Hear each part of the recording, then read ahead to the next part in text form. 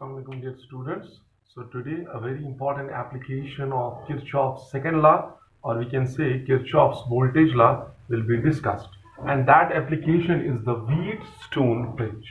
But what actually Wheatstone bridge is?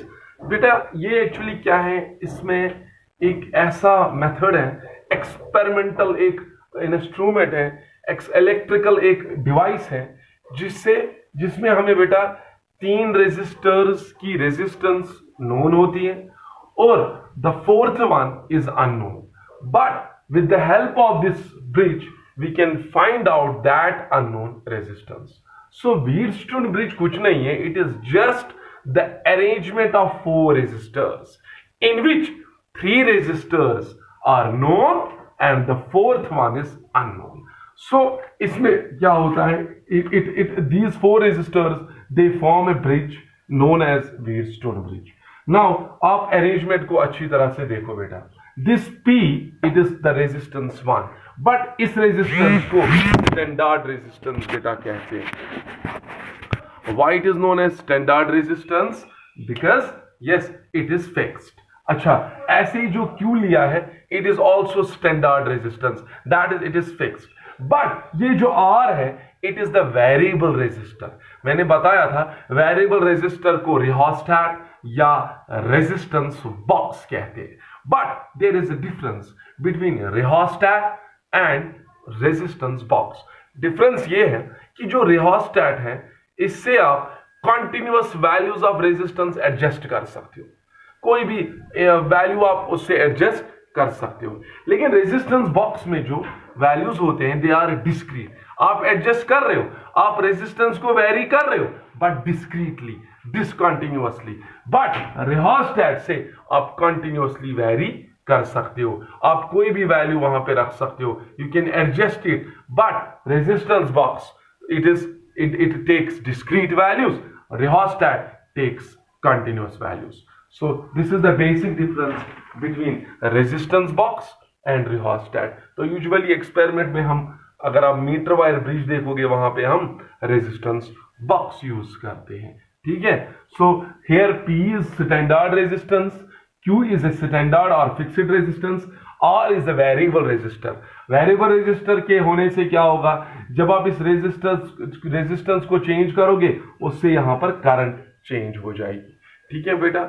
Now तो क्या होगा बेटा, यहां पर ये जो व्हीटस्टोन है यह हमें ये कहता है कि जो यहां से बेटा करंट जा रही है B से D, अगर यहां पर आप इस रेजिस्टेंस को ऐसे एडजस्ट करोगे ताकि गैल्वेनोमीटर कोई भी डिफ्लेक्शन ना दिखाए.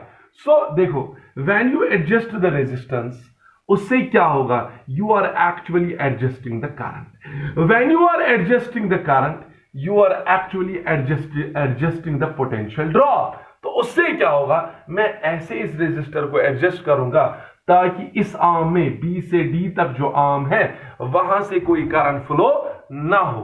तो उसके लिए मैं क्या कर रहा हूं, मैं इस रेजिस्टर को ऐसे एडजस्ट कर रहा हूं, मैं वेरी कर रहा हूं यूजिंग रिहोस्टैट. तो मैं इसको ऐसे वेरी कर रहा हूं ताकि ये गैल्वेनोमीटर कितनी डिफ्लेक्शन दिखाए, zero deflection. Because you know galvanometer is a device which shows deflection when a current flows through it. सो क्या होगा, मैं इसको ऐसे एडजस्ट करूंगा ताकि गैल्वेनोमीटर यानी कि कोई भी करंट D से D तक ना जाए. Then according to this principle ये जो फिर रेशियो होगा resistance of the opposite arms P by Q, that will be equal to R by S. देखो फिर से सुनो बेटा, मैं क्या कर रहा हूं, I am adjusting this resistance. When I am adjusting this resistance then actually I am adjusting the current. When I am adjusting the current according to Ohm's law, V is equal to IR, I am also adjusting the potential drop.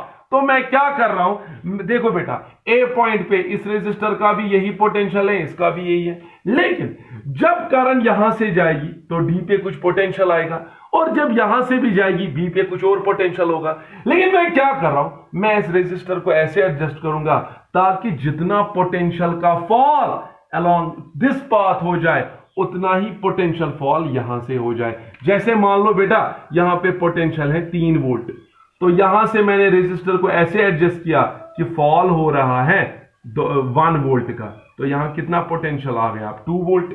अच्छा, यहां से इसको ऐसे adjust किया कि यहां से भी कितना फॉल हो गया, 1 वोल्ट, तो यहां कितना बच गया, 2 volt. Now tell me, at this point at B and D, what are the potentials? Same. When the potentials are same, what is the potential difference between B and D? 0. When potential difference between B and D is 0, how much current will flow through this arm? 0. Because you know current flows because of the potential difference according to the Ohm's law.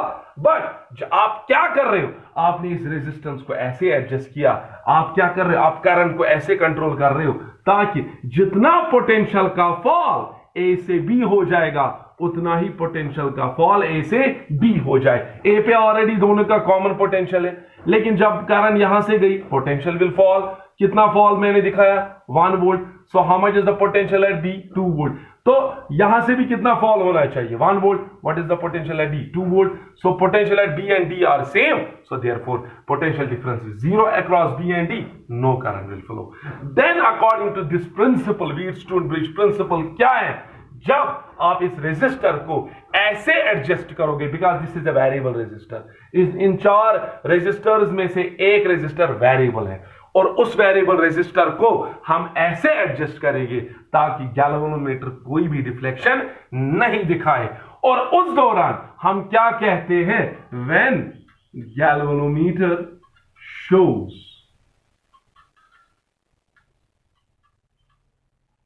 No deflection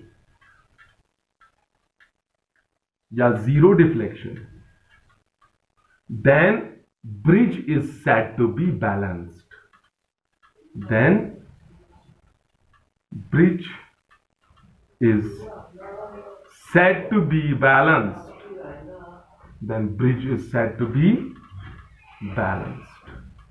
So what does that mean? That means मैंने इस resistor को फिर ऐसे adjust किया ताकि यहां पर क्या होगा बेटा, शाबाश, गैल्वेनोमीटर यानी कि कोई भी करंट बी से डी तक ना जाए।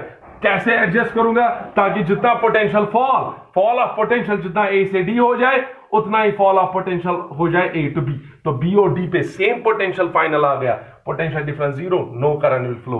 When no current flows, galvanometer will show you the 0 deflection, and such Wheatstone bridge is called as balanced Wheatstone bridge. Or according to this principle, जब bridge balance होगा, then the ratio of the resistance of opposite arms P by Q will be equal to R by S. तो बेटा P पता है, standard resistance है, Q पता है, standard resistance है, R पता है, वेरिएबल है, लेकिन पता है ना क्या लिया है आपने, रेजिस्टेंस बॉक्स में पता चलेगा ना कितना है, तो S आपको निकलेगा। S किसके बराबर निकलेगा, S is unknown resistance, R into Q divided by P। So you can find out the unknown resistance using this bridge. So this is an electrical device.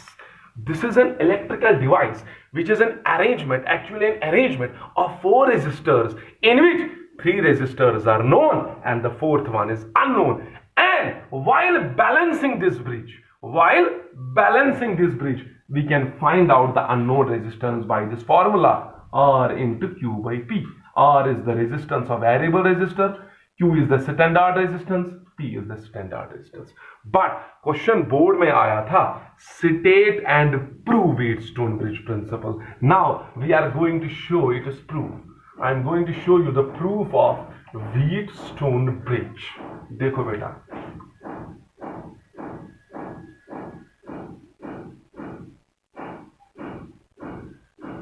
so हम क्या करेंगे बेटा,